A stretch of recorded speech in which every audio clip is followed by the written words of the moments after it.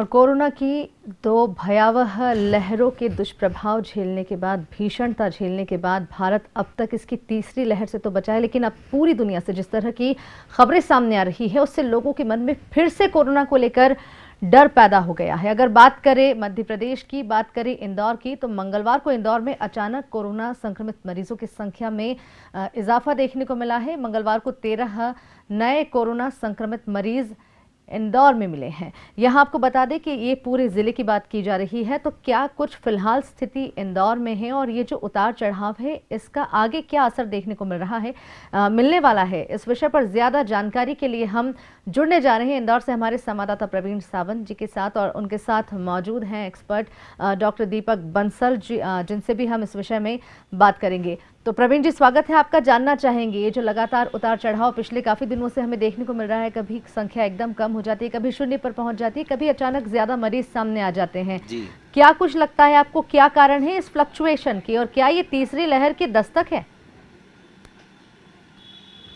जी दीपिका, देखिए इसको तीसरी लहर की दस्तक कहे या कुछ और, लेकिन ये ज़रूर है कि संक्रमण में लगातार उतार चढ़ाव देखने को मिल रहा है। हमने देखा था 23 सितंबर को एक साथ 32 मरीज आए थे, उसके बाद 24 सितंबर को 10 और मरीज मिले थे। ये सारे कंटोनमेंट मऊ एरिया के सारे मरीज थे, जो लगभग 40 से 45 मरीज उन 2 से 3 दिनों के बीच में मिले थे महू के दौरान। और कल जो है वो राऊ क्षेत्र में सबसे ज़्यादा मरीज आए हैं। इंदौर जिले में 13 मरीज नए मिले हैं, जिसमें 7,169 सैंपल्स लिए गए थे, जिसमें से ये मरीज सामने आए हैं। इनमें 7 ऐसे मरीज हैं जो 35 वर्ष से कम उम्र के हैं, एक मरीज ऐसे हैं जो 65 वर्ष से उम्र से अधिक उम्र के हैं। ये तो इंदौर का हाल है दीपिका, लेकिन अगर हम देश दुनिया की बात करें तो दुनिया के कई देशों में संक्रमण की दर तेजी से बढ़ती जा रही है। ऑस्ट्रेलिया में पूरी तरीके से लॉकडाउन की बात कही जा रही है, लेकिन लॉकडाउन का विरोध भी कहीं ना कहीं सामने आ रहा है। हम नीदरलैंड की बात करें तो वहाँ लॉकडाउन का भारी विरोध किया जा रहा है, उसको लेकर कई झड़पें भी हो चुकी है। इस तरह की रूस की अगर हम बात करें तो वहाँ प्रतिदिन मौत की संख्या में भी इजाफा हो रहा है। लेकिन जो हालात मध्य प्रदेश के हैं वो नियंत्रण में ज़रूर है, लेकिन इसको क्या हम तूफान के पहले की शांति माने, इस पर हमारे साथ चर्चा करने के लिए मौजूद हैं डॉक्टर दीपक बंसल जी। डॉक्टर दीपक, क्या इसको हम तूफान के पहले की शांति माने? जी, डेफिनेटली अपन ये कह सकते हैं कि ये तूफ़ान के पहले की शांति है। एंड इनफैक्ट अगर ये नहीं भी हो तो भी हमें ये मान लेना चाहिए कि आने वाले तूफ़ान की दस्तक हो गई है, तभी हम हमारे परिवार को एवं हमारे समाज को हम सुरक्षित कर पाएंगे। ये प्रेडिक्ट या अनुमान लगा पाना तो संभव नहीं है कि हमारे यहाँ पर तीसरी लहर कब आएगी या नहीं आएगी, लेकिन डेफिनेटली अगर हम अतिरिक्त सावधानी बरतें और अगर हम इसको तूफ़ान की दस्तक माने तो इसमें कहीं भी ना तो कोई अतिशयोक्ति है और न ही हमारी कोई हानि है। इसमें हम लोगों का, हमारे समाज का फ़ायदा ही है। लेकिन डॉक्टर दीपक, हम देख रहे हैं कि ये जो उतार चढ़ाव देख रहे हैं, कभी 30 मरीज सामने आ जाते हैं, कभी 15 मरीज आते हैं, कल 13 नए मरीज सामने आए हैं। और हमने देखा है कि ये जो संक्रमण की जितनी प्रतिबंध लगाए हुए थे, कोरोना के जितने प्रोटोकॉल लगाए हुए थे, उनको हटाने के बाद इस तरह के मामले सामने आ रहे हैं। देखिए, सरकार कब तक प्रतिबंध लगा के रखेगी? अल्टीमेटली जो भी प्रतिबंध है वो अंदर से आना चाहिए। तो पब्लिक को खुद ही अपनी रिस्पॉन्सिबिलिटी समझना होगी। सोशल डिस्टेंसिंग, मास्क और सैनिटाइजेशन का इस्तेमाल करना होगा। कहीं ना कहीं, कभी ना कभी तो स्कूल कॉलेज खुलने ही पड़ेंगे, और कहीं ना कहीं सभी सामान्य गतिविधियां, चाहे वो सिनेमा घर हो, जिम हो, खुलने ही पड़ेंगे। तो सरकार उसमें गलत नहीं है प्रतिबंध हटाने में, क्योंकि सरकार कब तक प्रतिबंध लगा के रखेगी? हमें अपने आप से ही सजग होना पड़ेगा कि हम सोशल डिस्टेंसिंग, मास्क और सैनिटाइजेशन का इस्तेमाल करें। जिस तरह से प्रतिबंध लगे हैं, तो नीदरलैंड में जो जिस तरह से झड़प की घटनाएं सामने आ रही, कई देश ऐसे हैं जहां प्रतिबंध का विरोध किया जा रहा है। तो अगर यहाँ लंबे समय तक रहेगा तो उसका भी विरोध हो सकता है। डेफिनेटली उसका भी विरोध होगा, क्योंकि कब तक आप प्रतिबंध में रखेंगे, उससे हमारी आर्थिक और सामाजिक गतिविधियां भी जो हैं वो हैम्पर होती हैं। जो ज़रूरी गतिविधियां हैं वो भी हैम्पर होती हैं। बच्चों की पढ़ाई का बहुत ज़्यादा नुकसान हो रहा है। वहीं हम देखें, स्वीडन एक ऐसा देश है जिसके अंदर कभी भी बहुत ज़्यादा प्रतिबंध नहीं लगाए गए, लेकिन पब्लिक वहाँ पर बहुत सजग है, अवेयर है। तो बिना लॉकडाउन के, बिना प्रतिबंधों के बाद में भी वो एक मिसाल उन्होंने कायम करी है कि उन्होंने बहुत अच्छे से कोविड को कंट्रोल किया है। तो ज़रूरी नहीं कि सरकारी प्रतिबंध ही हमेशा रहे। हमें अपने आप से, अपने अंदर से प्रॉपर जो कोविड एटिकेट्स हैं और कोविड अप्रोप्रिएट बिहेवियर है, अगर हम उसका इस्तेमाल करें तो हम इस महामारी से आगे भी बचकर रह सकते हैं। डॉक्टर दीपक, अगर हम बात करें, ये जो समय है खासकर नवंबर, दिसंबर, जनवरी, क्या ये मुफीद समय होता है ऐसे संक्रमण को फैलने के लिए? क्योंकि हमने पिछले बार भी देखा था कि यही पीरियड था जहाँ से धीरे धीरे बढ़ना चालू हुआ था और फिर मार्च अप्रैल तक जो है वो एकदम ब्लास्ट हुआ था। देखिए, जहाँ तक हमने देखा है कोविड में वेदर का कोई बहुत प्रभाव नहीं पड़ रहा है कि वो ठंड में ज़्यादा हो रहा है या नमी में ज़्यादा हो रहा है या गर्मी में ज़्यादा हो रहा है। डेफिनेटली ये वो समय है जब फेस्टिवल सबसे ज़्यादा होते हैं, सोशल गैदरिंग सबसे ज़्यादा हो रहती है, इंडोर एक्टिविटीज़ ठंड की वजह से सबसे ज़्यादा रहती हैं। इसलिए ये वो समय है जब कोविड अपने चरम पीक पर होता है फैलने के। लेकिन जैसे हमने बताया कि अगर हम इंडोर गैदरिंग्स को अपने आप से कम अगर रखें और हम हमारे कोविड अप्रोप्रिएट बिहेवियर का सामना अच्छे से करें, उसका पालन अच्छे से करें, तो हम इससे बच सकते हैं। प्रवीण जी, दीपिका कुछ पूछना पूरे विश्व में सबसे ज़्यादा आबादी वाले देशों की अगर हम बात करें, भारत उनमें दूसरे नंबर पर आता है। लेकिन अगर बात करें वैक्सीनेशन की भी, तो एक बड़ी आबादी जो है वैक्सीनेटेड हो चुकी है। क्या ये मददगार साबित हो पाएगी? क्योंकि कहीं ना कहीं थोड़ी लापरवाही सेकेंड डोज में ज़रूर वैक्सीनेशन को लेकर देखने को मिल रही है, लेकिन वैक्सीनेटेड लोग हो चुके हैं, तो क्या लगता है आपको खतरा कम होगा? क्योंकि जैसा आपने बताया कि राव में जो ये मरीज मिले हैं 35 वर्ष से कम उम्र के हैं कुछ, और एक 65 वर्ष से ऊपर के हैं। वैक्सीनेटेड तो ज़रूर हो चुके होंगे, लेकिन फिर भी पॉजिटिव तो निकले हैं। कितनी भयावहता इसकी देखने को मिलेगी? इसकी संक्रामकता की दर क्या हो सकती है? जी, दीपिका जानना चाहती है कि जिस तरीके से वैक्सीनेटेड लोग भी संक्रमित निकल रहे हैं, तो क्या वैक्सीन ने प्रॉपर असर नहीं किया या वैक्सीनेट होने के कारण वो गंभीर नहीं हो रहे? देखिए, वैक्सीनेशन से डेफिनेटली हमें कुछ तो प्रोटेक्शन मिलता ही है। सबसे पहले तो ज़रूरत है कि जो भी एलिजिबल पॉपुलेशन है वो अपना सेकंड डोज ऑफ वैक्सीन लगाएं, क्योंकि आज भी करोड़ों ऐसे लोग हैं जिन्होंने अपना सेकंड डोज ऑफ वैक्सीन नहीं लगाया है। लेकिन हाँ, ये बात सही है कि जिन्होंने दोनों डोज लगाए हुए हैं उसके बाद में भी वो कोविड संक्रमित होकर आ रहे हैं, पर ये वो लोग हैं जिनको आज तक कभी भी नेचुरल कोविड इन्फेक्शन नहीं हुआ है। तो डेफिनेटली नेचुरल कोविड इन्फेक्शन के बाद की जो एंटीबॉडी रहती है वो कोविड वैक्सीनेटेड एंटीबॉडी से कहीं ज़्यादा असरदार है। लेकिन फिर भी ऐसा नहीं है कि वैक्सीन असरदार नहीं है, वैक्सीन असरदार है और उसका ज़्यादा अच्छा असर है स्प्रेड को रोकने के अंदर। जैसे आज हम देखें कि कभी 13, कभी 25, कभी 8 मरीज आते हैं, लेकिन वो इन्फेक्शन उतना तेज़ी से स्प्रेड नहीं हो रहा है, सिर्फ इसलिए क्योंकि काफ़ी अधिकांश पॉपुलेशन ने at least first dose of vaccine ले चुके हैं और काफ़ी लोगों को नेचुरल कोविड इन्फेक्शन हो चुका है। तो कोविड वैक्सीनेशन स्प्रेड को भी रोकता है और डेफिनेटली बीमारी की गंभीरता को भी रोकता है। लेकिन ये वैक्सीनेशन कहीं से कहीं तक ये नहीं बोलेगा या प्रोटेक्ट करेगा कि अब आपको होगा ही नहीं कोविड। तो वैक्सीनेशन के बाद में भी हमें कोविड प्रोटोकॉल का पालन करना है, लेकिन गंभीरता को वो डेफिनेटली कम कर रहा है। डॉक्टर साहब, हम बात करें देश में पिछले कुछ दिनों से, अगर हम देखें ट्रेंड देखें, लगातार संक्रमण की दर घट रही है। आज भी जो है वो 7,900 कुछ पूरे देश में मिले हैं, जो अगर हम पिछले 532 दिनों में सबसे कम संक्रमित मरीजों की संख्या रही है। तो क्या इसको हम माने कि देश में वैक्सीनेशन ड्राइव बहुत अच्छे से रहा? अगर हम पूरे देश में बात करें तो गुजरात सबसे टॉप पर है, दूसरे नंबर पर मध्य प्रदेश है वैक्सीनेशन के मामले में। कई राज्य जरूर पिछड़े हैं, लेकिन वैक्सीनेशन का जो परसेंटेज है वो विश्व के कई देशों से बहुत बेहतर है। ये कारण है कि जिसके कारण हमारे यहाँ संक्रमण की दर लगातार कम हो रही है। जी, डेफिनेटली इसके लिए हम लोग गवर्नमेंट को और सभी ऑफिस बेयरर्स को बधाई देना चाहेंगे कि जो वैक्सीनेशन ड्राइव है वो हमारे देश में काफ़ी हद तक सक्सेसफुल रहा है। एक अंडर डेवलप या डेवलपिंग नेशन होने के बाद में भी, डेवलपिंग कंट्री होने के बाद में भी हमारे यहाँ वैक्सीनेशन प्रोग्राम बहुत इफेक्टिव रहा है और कुछ हद तक हमारी जो वैक्सीन है वो भी काफ़ी इफेक्टिव है, चाहे वो कोविशील्ड हो या कोवैक्सीन हो। डेफिनेटली वो जो चाइनीज़ वैक्सीन हैं जिन्होंने सऊदी अरब में उन लोगों ने प्रेफरेंस दिया था कि हम चाइनीज़ वैक्सीन लगाएंगे, तो अब उन लोगों को चाइनीज़ वैक्सीन के बाद में या तो फाइज़र की या मॉडर्ना की वैक्सीन का बूस्टर डोज लेना पड़ रहा है।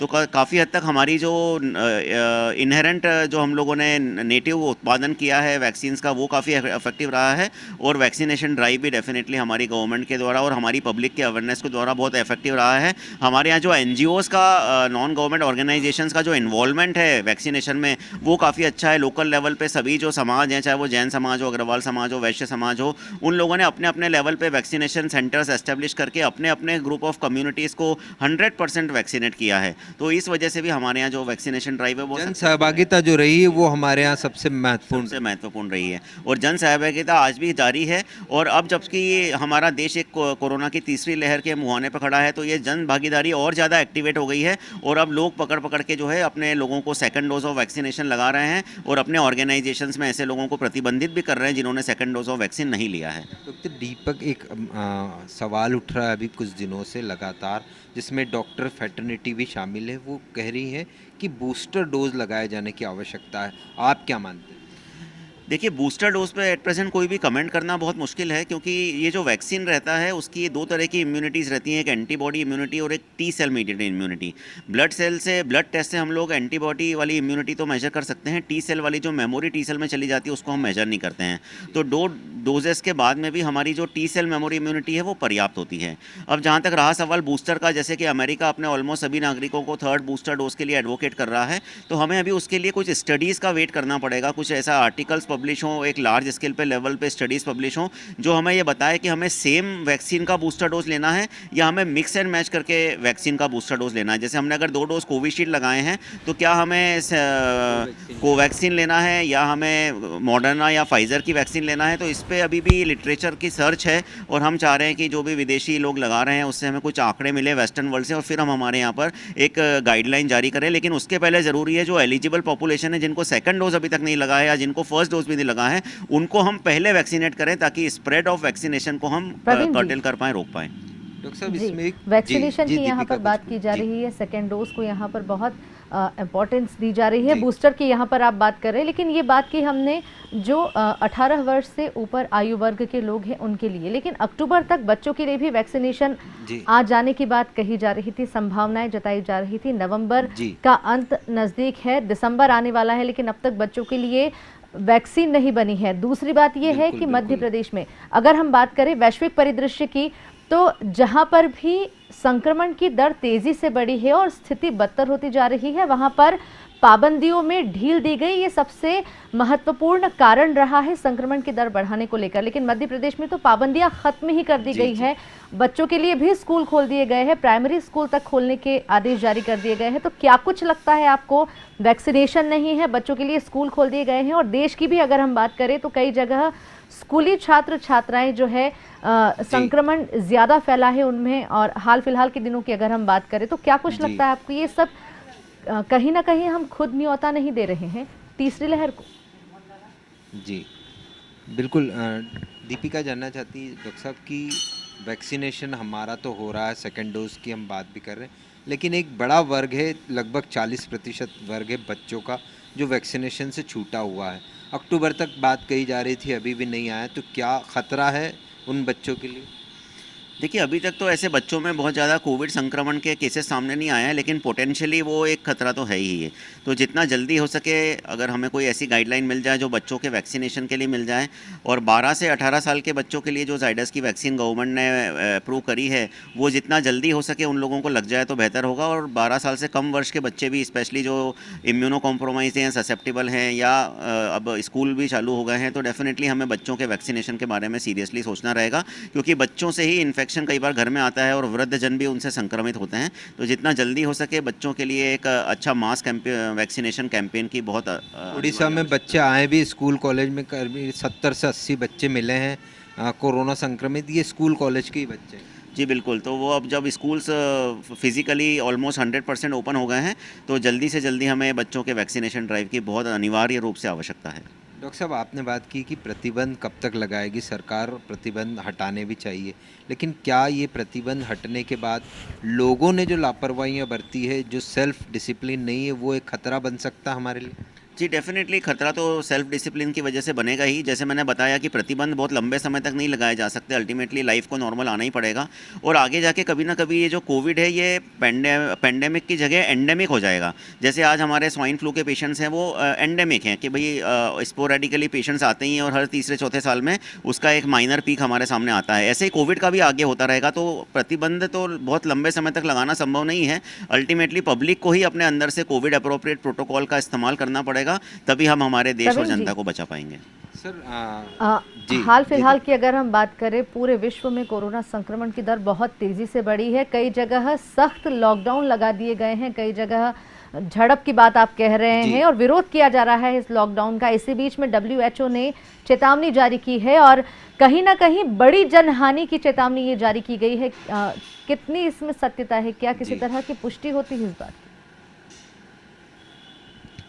WHO ने भी बड़ी चेतावनी जारी की है कि मार्च माह तक जो है वो यूरोपीय और एशियाई देशों में लाखों की संख्या में इस महामारी के कारण मौत होगी।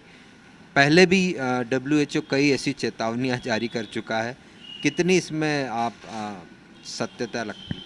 देखिए, WHO ने अभी तक जितनी भी चेतावनियाँ जारी करी हैं, उनका कोई बहुत ज़्यादा ठोस आधार अभी तक हमें देखने को नहीं मिला है।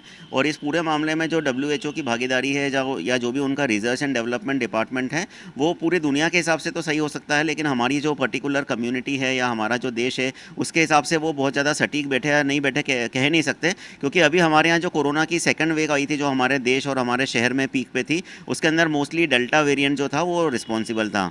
तो हमें बहुत हद तक उससे और डेल्टा वेरिएंट से इम्यूनिटी, हर्ड इम्यूनिटी बन चुकी है।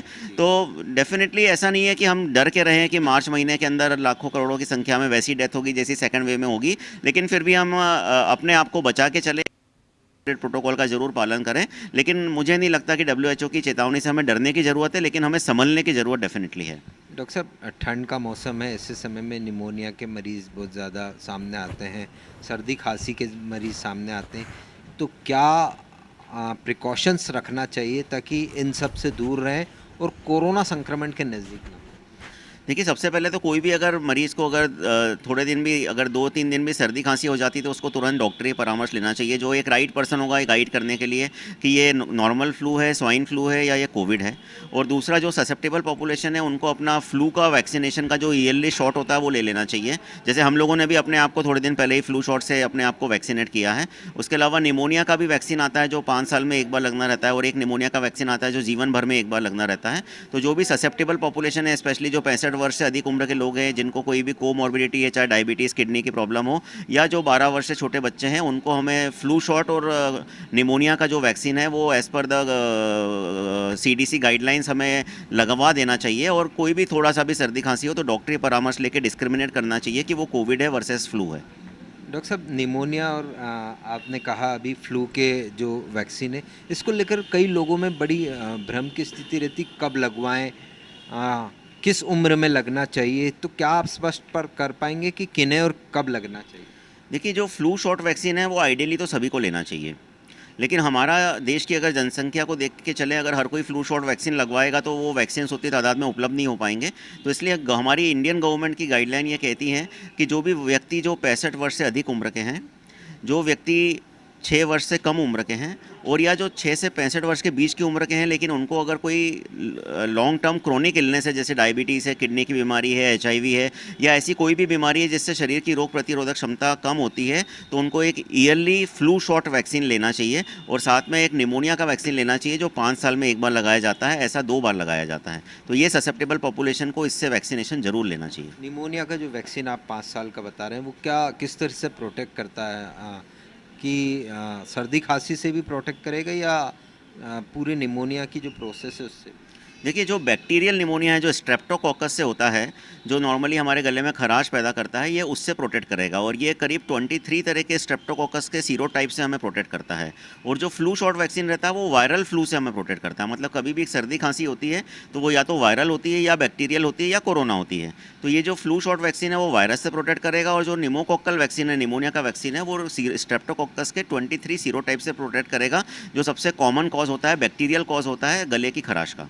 सर, अगर हम बात करें, आप बोल रहे हैं हमें सेल्फ डिसिप्लिन अभी भी रखने की आवश्यकता है। जिस तरीके से आपने कहा कि स्वाइन फ्लू की तरह ये पैंडेमिक न रहकर एंडेमिक रहेगा, तो हमें कब तक इन प्रोटोकॉल का पालन करने की आवश्यकता है? देखिए, ये प्रोटोकॉल का पालन तो हमें अगले 2-3 वर्षों तक करना पड़ेगा, क्योंकि ये जो कोविड के केसेस हैं ये स्पोरेडिकली आते रहेंगे, ये कभी भी एकदम से ख़त्म नहीं होंगे। जैसे मैंने बताया, H1N1 स्वाइन फ्लू के पेशेंट आज भी हमारे पास आते हैं, हर साल आते हैं, और हर तीसरे-चौथे साल ये पीक करता है, जब वायरस अपने एंटीजेनिक डाइवर्सिटी के कारण, ड्रिफ्ट या म्यूटेशन के कारण उसका स्ट्रक्चर जो है वो चेंज होता रहता है। तो ऐसा हमेशा रहेगा। तो हमें जो कोविड अप्रोप्रिएट प्रोटोकॉल है उसको अपने जहन में, अपने लाइफ स्टाइल में, अपनी दिनचर्या में उतारना पड़ेगा। हम उसका टारगेट नहीं ले सकते कि अगले 2 साल तक या 3 साल तक, जब तक भी ये खतरा बना हुआ है, अगर ले 5 साल तक बना है, तो हमें हमेशा कोविड अप्रोप्रिएट प्रोटोकॉल का पालन करना ही होगा। म्यूटेंट की बात कर रहे हैं, हालांकि स्वाइन फ्लू के म्यूटेंट की बात की है, लेकिन हमने लगातार देखा है कि कोरोना वायरस लगातार अपने म्यूटेंट बदल रहा है, वेरिएंट बदल रहा है। और सबसे महत्वपूर्ण बात यह है कि अब तक कोरोना वायरस का पैटर्न ही कोई भी समझ नहीं पाया है, और लगातार जिस तरीके से इसके अपडेटेड वेरिएंट आ रहे हैं, म्यूटेंट आ रहे हैं, उतना ज़्यादा ये घातक होता जा रहा है। तीसरी लहर में क्या कुछ लगता है, क्या कुछ हमें देखने को मिल सकता है? दीपिका जानना चाह रही सर कि कोरोना का जो वेरिएंट है वो लगातार हमने बदलते हुए देखा है, लेकिन कोई भी इसको अभी तक समझ नहीं पाया। अभी तक कोई ऐसी स्टडी सामने नहीं आई कि हाँ ये पर्टिकुलर इस टाइम पर अपना वेरिएंट बदलेगा, म्यूटेंट होगा। तो क्या आने वाले समय में हमें और भी कुछ इस तरह के म्यूटेंट देखने को मिल सकते हैं? देखिए, हर वायरस की स्ट्रक्चर की ये एक एंटीजेनिक डाइवर्सिटी होती है और उसका एक ड्रिफ्ट म्यूटेशन होता है, जिसके कारण वो अपना स्ट्रक्चर चेंज करता ही रहता है। ये हर वायरस करता है। अभी कोरोना तो बहुत लार्जली स्टडीड हो गया, बहुत फेमस हो गया या इनफेमस हो गया है, लेकिन हम देखें हमारे पुराने जितने भी वायरसेस थे, स्पेशली अगर हम H1N1 की बात करें तो उसके आज भी हमारे पास इन्फ्लुएंजा ए के बहुत सारे स्ट्रेन है, जैसे H3N1, H2N2, H2N1, जो आज भी हमारे यहाँ पे प्रिवेलेंट हैं। तो ये लगातार प्रोसेस है, एक नेचुरल प्रोसेस है, जिसके अंदर वायरस अपना स्ट्रक्चर चेंज करता रहता है, अपना एंटीजेनिक ड्रिफ्ट करता रहता है, जिसके कारण वो होस्ट की जो इम्यूनिटी है उसको डिफेंस सिस्टम को पेनिट्रेट कर देता है, भेद देता है, और ये एक लगातार प्रोसेस है। तो ये म्यूटेशंस जो है वो आते रहेंगे, स्ट्रेन्स जो हैं वो लगातार आते रहेंगे, हमें उनसे डरने की जरूरत नहीं है। तो बिल्कुल दीपिका जी, एक अंतिम सवाल यहाँ आपसे संक्षेप में जानना चाहेंगे। लगातार जो है कोरोना संक्रमण की दर जब भी बढ़ी है, पहली और दूसरी लहर का सामना जब देश ने किया है, इंदौर कोरोना का हॉट स्पॉट रहा है। देश की बात करें, प्रदेश की बात करें, सबसे अधिक मरीज इंदौर में निकलकर सामने आए, और दूसरी लहर की भयावहता से तो कोई भी अनजान नहीं है। तो क्या कुछ लगता है इंदौर कितना तैयार है? वैसे हम उम्मीद करते हैं कि तीसरी लहर भारत में ना आए, लेकिन फिर भी कितना तैयार है इंदौर अगर स्थिति बिगड़ती है? जी, हमेशा कोई ऐसी महामारी या जिस तरह की वायरस आते हैं, कुछ न कुछ सीखने को मिलता है। हमेशा हम अपने आप को अपग्रेड करते रहें स्वास्थ्य सुविधाओं के माध्यम से। 2 लहर हमने देखी है, हम लगातार अपडेट होते रहें। तीसरी लहर को लेकर क्या हम तैयार हैं? उनके उपचार, मरीजों की अगर संख्या बढ़ती है? जी, डेफिनेटली दूसरी लहर ने हमें बहुत कुछ सिखाया है। हमारा मेडिकल इंफ्रास्ट्रक्चर गवर्नमेंट और प्राइवेट सेटअप में दोनों में काफ़ी इम्प्रूव हुआ है। स्पेशली हम देखें तो हमारे मैक्सिमम हॉस्पिटल्स में अभी ऑक्सीजन सेपरेशन यूनिट्स और ऑक्सीजन प्लांट्स लग गए हैं। बहुत सारे oxygen concentrators, non invasive BiPAP machines और वेंटिलेटर्स जो है हमारे सभी तरह के अस्पतालों के अंदर दिए गए हैं। डॉक्टर्स को काफ़ी ज़्यादा ट्रेनिंग हो गई है, वो काफ़ी ज़्यादा सेंसिटाइज हो गए हैं बाईपैप के इंस्ट्रूमेंट्स के इस्तेमाल को लेके, पल्स ऑक्सीमीटर्स को लेके, ऑक्सीजन सैचुरेशन देखने को लेके। तो हम काफ़ी हद तक तो तैयार हैं, लेकिन जब भी महामारी आती है तो उस टाइम पे जो मैनेजमेंट रहेगा वो हमें काफ़ी अच्छे से करना पड़ेगा, और उसके अंदर सभी लोगों को अपनी अपनी रिस्पॉन्सिबिलिटी समझनी रहेगी। क्योंकि नॉर्मली ऐसा रहता है कि कोई एक सिस्टम ओवरबर्डन हो जाता है, या तो प्राइवेट सिस्टम ओवरबर्डन हो जाता है या गवर्नमेंट सिस्टम ओवरबर्डन हो जाता है। तो जब भी इस तरह की महामारी आएगी तो ज़रूरत है कि पहले दिन से ही पब्लिक प्राइवेट पार्टनरशिप करके सभी लोग मिलकर, मतलब private hospital, public hospital, general practitioner, सब लोग मिलकर अपनी अपनी भागीदारी समझें। नहीं तो शुरू में ऐसे ही होता है कि जब कोरोना का एक तीसरी लहर भगवान करे ना आए, लेकिन आती है तो वो सबसे पहले जो है वो गवर्नमेंट हॉस्पिटल्स पे लोड आता है, उसके बाद वो प्राइवेट हॉस्पिटल्स में शिफ्ट होता है। और इनिशियली लोग काफ़ी रिलक्टेंट रहते हैं, इवन सभी फ्रेटर्निटी के, कि नहीं भैया ये तो हम नहीं देखते हैं और ऐसा वैसा। तो हमें ज़रूरत है कि सब लोग अपनी अपनी भागीदारी समझें, तभी हम तीसरी लहर को अच्छे से मैनेज कर पाएंगे। इंफ्रास्ट्रक्चरली हम लोग काफ़ी स्ट्रॉन्ग हो गए हैं। तो दीपिका, हम साधन संसाधनों के मामले में बहुत स्ट्रांग हो गए, लेकिन हमें इस बात की हमें जिम्मेदारी समझनी होगी कि सिर्फ सरकार के प्रतिबंध के आधार पर ही हम कोविड से नहीं लड़ सकते। हमें खुद को भी सेल्फ डिसिप्लिन रहना होगा। कोविड प्रोटोकॉल का पालन हमें खुद से करना होगा, और ये आने वाले 2 वर्षों तक इस तरह से करते रहना होगा, ताकि संक्रमण की घातकता, गंभीरता से हम बच सकें। धन्यवाद प्रवीण जी, और धन्यवाद डॉक्टर दीपक बंसल हमसे इस विषय पर जुड़ने के लिए। तो इंदौर में एक बार फिर कोरोना का संक्रमण बढ़ने लगा है। मंगलवार को 13 नए केसेस सामने आए हैं। स्वास्थ्य विभाग के माथे पर चिंता की लकीरें खिंच गई है, और इसी बीच में WHO भी चेतावनी जारी कर चुका है कि कोरोना फिलहाल गया नहीं है। अगर सावधानी नहीं रखी तो बड़ी जनहानि हो सकती है। तो DGNR न्यूज़ अपने दर्शकों से अपील करता है कि सावधानी रखें, मास्क का उपयोग जरूर करें। सरकार ने ढील पाबंदियों पर जरूर दी है, लेकिन आप अनुशासित रहें, सतर्क रहें, और अपने साथ साथ आसपास दूसरे लोगों की भी सुरक्षा सुनिश्चित करें। DGNR न्यूज़ पर खबरें लगातार जारी हैं, आप बने रहिए हमारे साथ।